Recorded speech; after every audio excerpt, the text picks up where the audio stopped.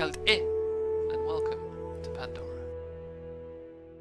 In a recent article by the New York Times, actress Sigourney Weaver, best known for playing Grace Augustine in the original Avatar, talked about how she was able to bring a new side of herself to a role in The Way of Water. In the film, she will be playing Kiri, a teenage Na'vi and the adoptive daughter of Jake and Neytiri. For many months there has been speculation as to whether or not Kiri is the reincarnation of Grace after her consciousness was given to Eywa in the first film. While this article doesn't exactly confirm this theory, it does give far more credence to it, which got me thinking. From everything we have seen from The Way of Water, it looks like the idea of rebirth will be a strong theme throughout the film. We have already seen how this will be used for humanity in the creation of the Recon, and how technology will be used to control the natural flow of life and death. But if this theory is to be believed, we could be seeing the natural way in which life and death work on Pandora. All life could be in one big continuous cycle of death and rebirth, with Eywa being the one to oversee this process. We know that all life on Pandora is linked to Eywa, but we could be about to learn just how deep that connection goes, and find out just how much control Eywa has over the moon's ecosystem. It would make humanity's effort to reconstitute the dead much more striking in comparison to how it naturally occurs in the universe, and could ultimately lead to a much greater focus on nature versus technology going forward in the franchise. The stories that could be told from this conflict of ideals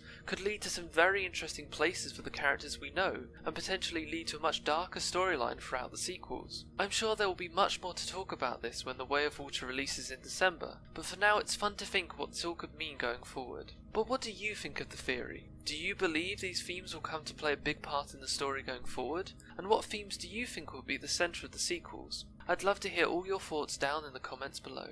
But until then, hej alvaj, gievami.